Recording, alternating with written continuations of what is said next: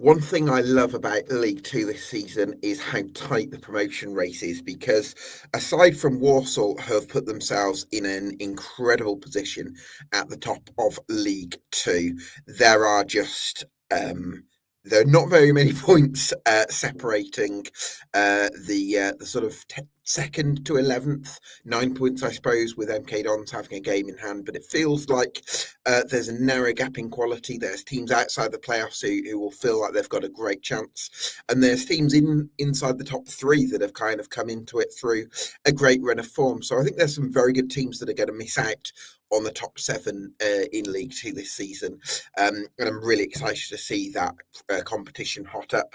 Meanwhile, in the second half of the season, Carlisle United are 6 points adrift of safety. Can they make the escape with their resources after an extravagant January window, or will it be Morecambe and Harrogate, the two low-budgeted clubs, a Tranmere and Swindon, the big clubs of the division, along with Carlisle, in danger as well?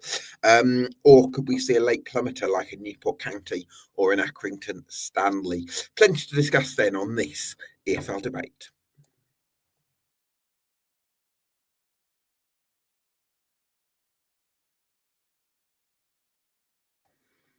Yes, welcome along to EFL Debate, the League Two podcast. If you can get subscribed to us on YouTube and on Spotify via EFL Debate, that would be hugely appreciated. For now, I'm delighted to be joined by my co-host, Ed Walker, an expert on all things fourth tier. And not this season. That'll be next season. But an Albion fan as well, of course. Ed, thanks so much. Scouting Ed next year, mate. That's what we're doing now. Absolutely. Thanks so much for joining us, mate. Just wondering, do you agree with me that there's a narrow gap in quality between sort of 2nd and 11th in League Two? Could probably go down lower than 11th. The way it's stealing at the minute. We could probably go lower down than 11th, it feels like at the moment. The way that table looks.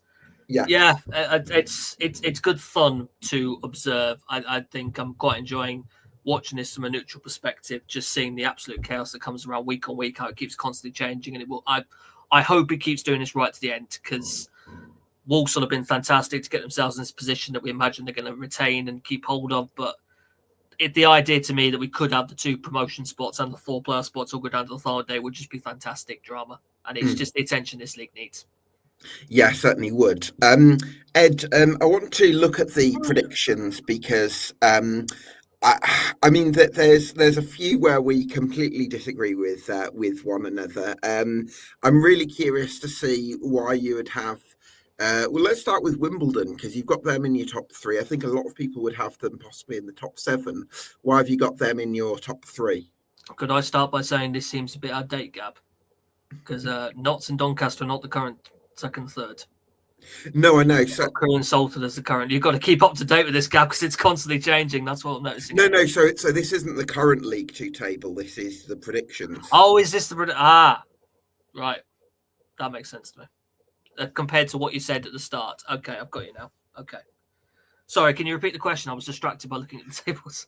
Wimbledon, what do you think? What?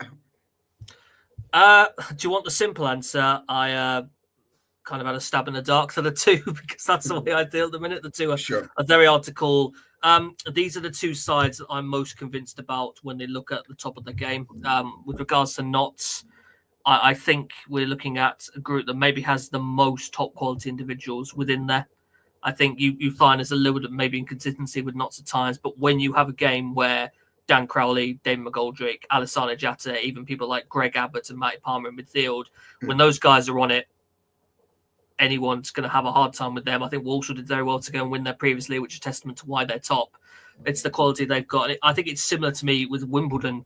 Even when they're missing Omar Bagil at the minute, the thorn that Matty Stevens is in, the impact that those wing-backs are having in Josh Northville and James Tilley, I was trying to remember that was then. They're having to make shift a bit of a back line at the minute, because I think they're still missing Joe Lewis and James Ball, who've been struggling a little bit with injury, and yet they're still finding themselves in the mix. And I think if their Sunday game hadn't been called off against Gillingham, they probably would find themselves back up in the top 3 again. So I'm extremely impressed with. I just love the balance of that team that Wimbledon has, and particularly Ali Smith in the middle of the park, who's just keeping things ticking over.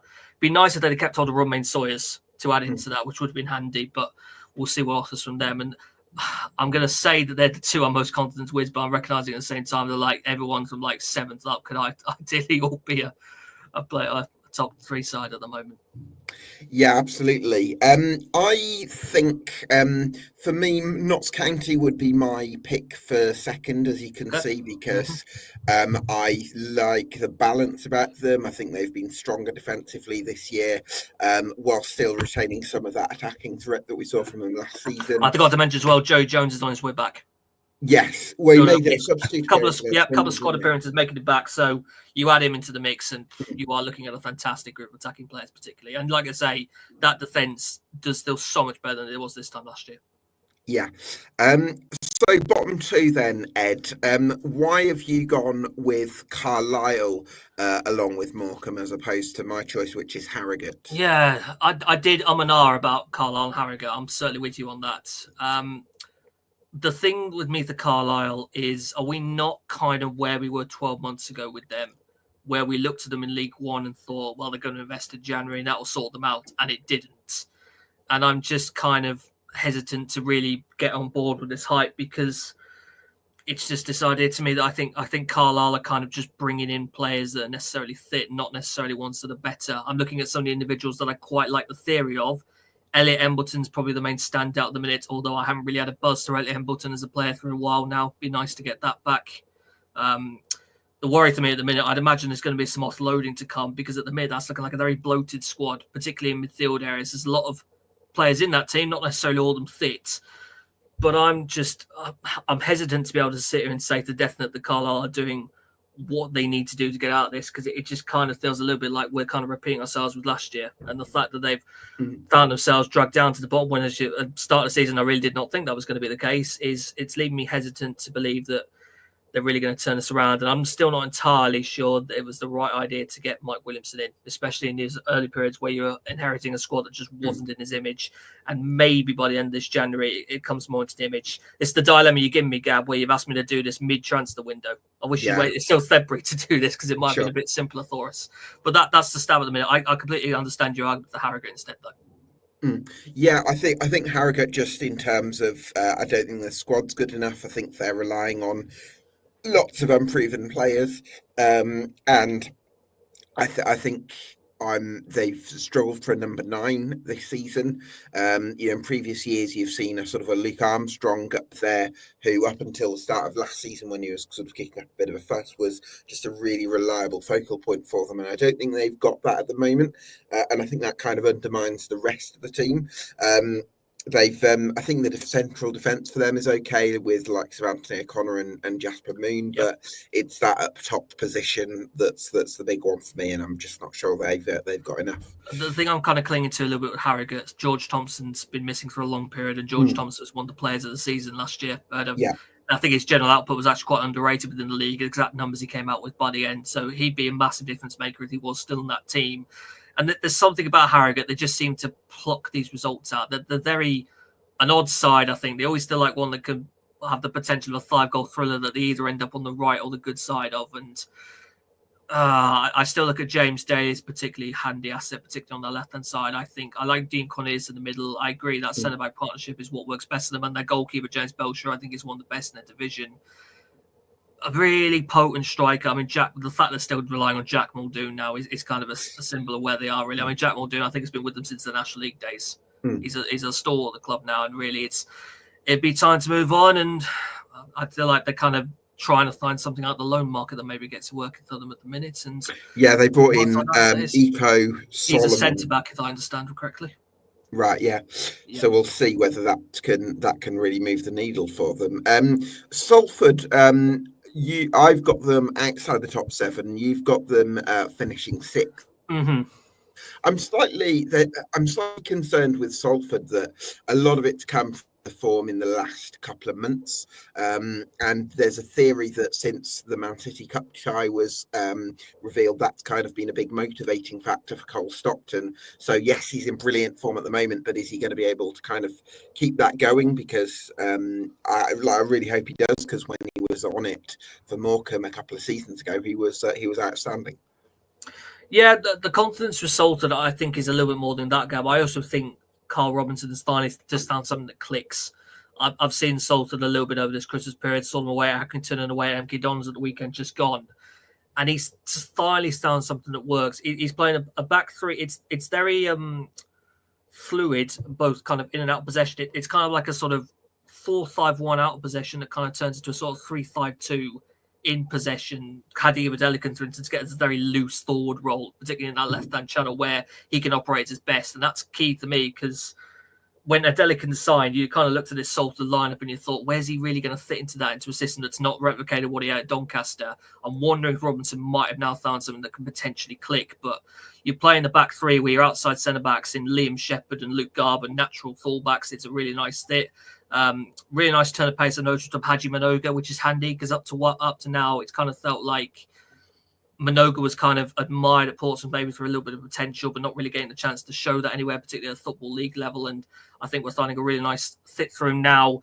Osama Ashley, Tyrese Thorner. I know you just had a little discussion about Tyrese Thorner. I've seen in another group chat elsewhere.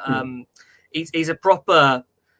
He feels like a bit of a caged footballer, is the way to describe it. He does kind of like drifting into the channels, kind of holding up play a little bit. Loves a little feint of the ball, target some space. He does seem to glide around the pitch, and 1 minute he's in the middle, and you find he's out on the left-hand side, and you don't really know how he's got out to there that quick. So I quite like the balance of this look at the minute.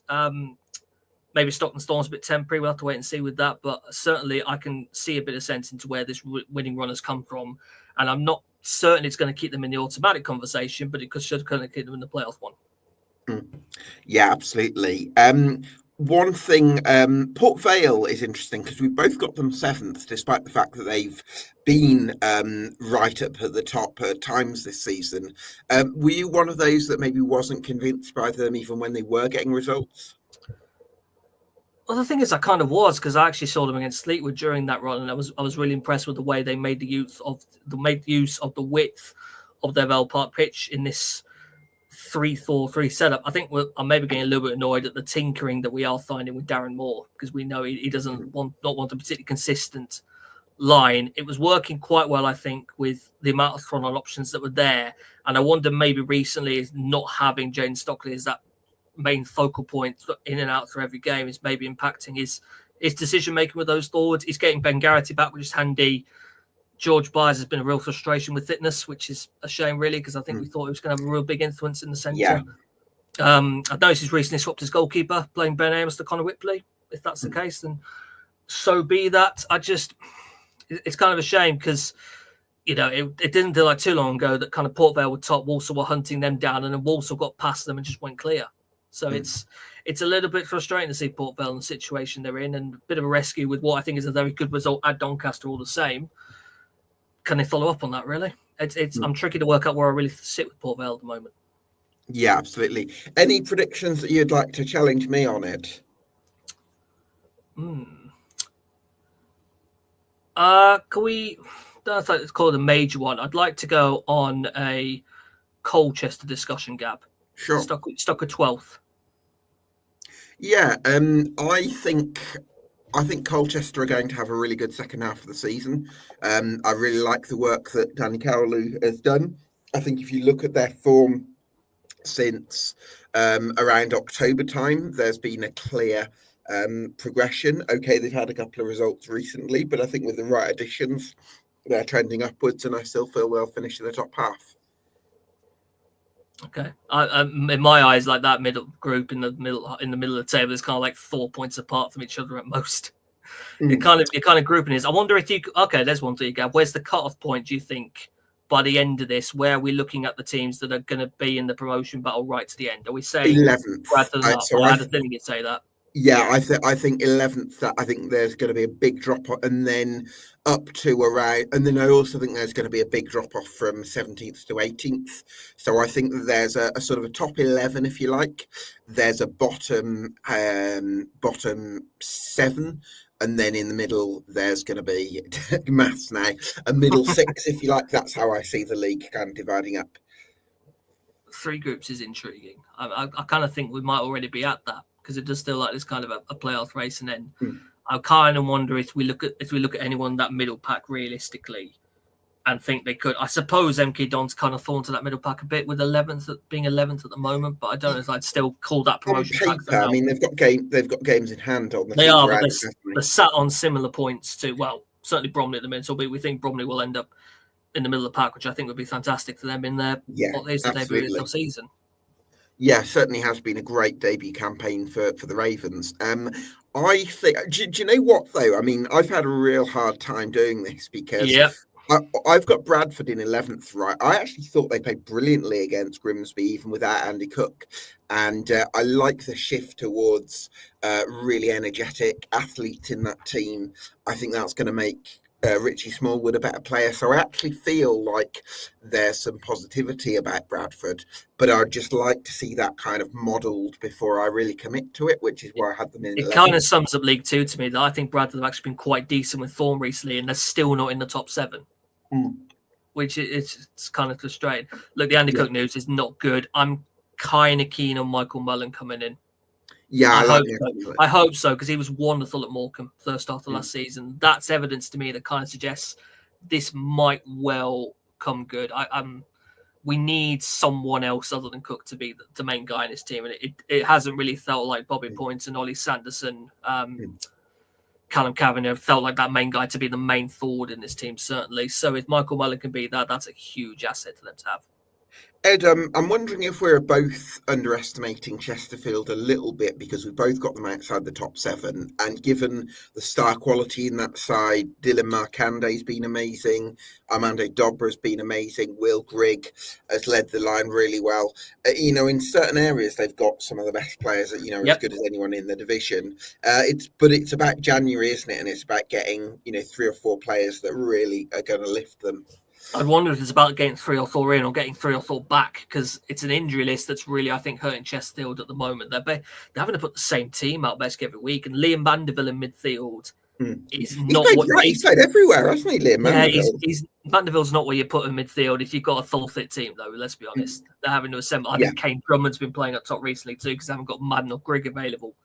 So I'm wondering really what they do in January, because they have actually, I think, got a quality group there. Everyone was fit. Do you really want to add personnel into that who are going to be fighting the positions whenever? I don't know what the timescale all these players are, for instance, but do you really want to get a load in now just to find that, say, we get a March time and everyone's back and everyone's kind of stepping on each other's toes in that group? Yeah, absolutely. I think Chesterfield, if they have the right window, they could certainly finish there. Ed, listen, unfortunately, we're going to have to close this early. I thought that the office was going to be open later, but I should have checked that one. So we're going to have to cut this one short. But listen, thanks so much for joining me and sharing your predictions. Thanks to everyone for watching. Sorry we couldn't make it a bit longer, but really appreciate your time. This has been EFL Debate. Subscribe to us on YouTube and on Spotify, and we'll see you again very soon.